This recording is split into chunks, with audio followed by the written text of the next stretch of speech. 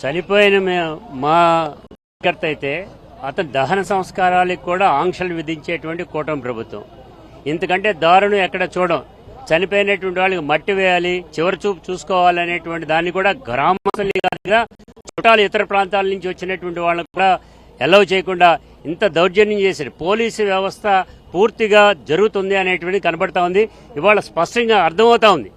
వారు మమ్మల్ని కొట్టి మమ్మల్ని చంపి మాపైనే కేసు పెట్టి మమ్మల్నే అరెస్ట్ చేయడానికి ప్రయత్నం చేస్తే చనిపోయినటువంటి వ్యక్తి పైన 324 కడతారా? అతని మీద అతనికి దెబ్బలు తగిలితే కొట్టినటువంటి వాళ్ళని 324 కడతారా? చచ్చిపోయినటువంటి వాడి మీద 307 కడతారా? హత్యా ప్రయత్నం కడతారా? ఇది ఎక్కడి న్యాయం అనేటువంటిది అడుగుతున్నాం. ఇప్పుడు ఉన్నటువంటి పరిస్థితులు, ఎటువంటి పరిస్థితులైనా కానీ కూడా ఈ ప్రభుత్వం తీసుకునేటువంటి ఈ చర్య చంద్రబాబు నాయుడు గారి యొక్క హత్య కింద ఇది వస్తుంది. ఇది ప్రభుత్వ హత్య కిందే. కారణం సిఐలు కానీ ఇక్కడ ఉండేటువంటి ఆఫీసర్స్ కానీ కలిసికట్టుగా ఈ హత్యాకాండాన్ని నిర్వహించారు. లేకపోతే ఇది జరగదు. ఇది జరిగింది, హత్య ప్రయత్నం జరగటమే కాదు, హత్య జరిగిందంటే కారణం దీనికి ప్రభుత్వ పెద్దలు అంటే చంద్రబాబు నాయుడు దీనికి బాధ్యత వహించాలని కూడా తెలియజేస్తాం. ఎలా చూస్తారు? ఈ రాష్ట్రంలో రెడ్ బుక్ రాజ్యాంగం అమలవుతా ఉంది. అమలవుతున్న తీరు చాలా ఎక్సలెంట్ గా ఉంది. ఇవాళ 19 నెలల నుంచి కూడా మేము అందరం ఈ రాష్ట్రంలో ఉన్న పరిస్థితులు గమనిస్తా ఉన్నాం.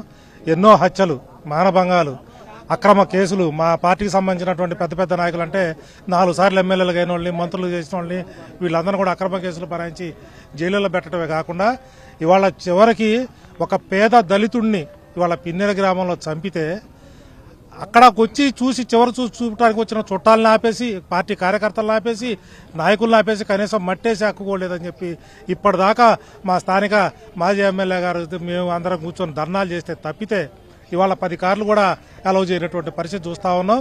దానికి వాళ్ళు చెప్తున్న కారణం శాంతి భద్రతల కారణం. శాంతి భద్రతలు అసలు రాష్ట్రంలో ఎక్కడున్నాయని మేము ప్రశ్నిస్తా ఉన్నాం. శాంతి భద్రతలు లేకనే కదా ఇవాళ ఒక పేద దళితుడిని అకారణంగా, అతను చాలా సౌమ్యుడు, ఎవరితో గొడవ పోయేవాడు కాదు, ఇంతకుముందు ఎటువంటి కేసుల్లో కానీ ఫ్యాక్షన్లో కానీ ఇతరత్ర ఆయన వ్యాపారాలు ఎక్కడ అతనికి చిన్న వివాదం కూడా లేనటువంటి వ్యక్తిని అకారణంగా కొట్టి చంపి, ఆయన భార్యకి ఒంట్లో బాగాలేకపోతే చూడటానికి వచ్చినటువంటి వ్యక్తిని అకారణంగా కొట్టి చంపిందే కాక కనీసం మేము మట్టేయడానికి పోతా ఉంటే మమ్మల్ని అడ్డుకునే ప్రయత్నం చేస్తా ఉన్నారు. ఇంతకంటే రాక్షస ప్రభుత్వం ఎక్కడన్నా ఉందా అని చెప్పి కూడా మేము ప్రశ్నిస్తాం.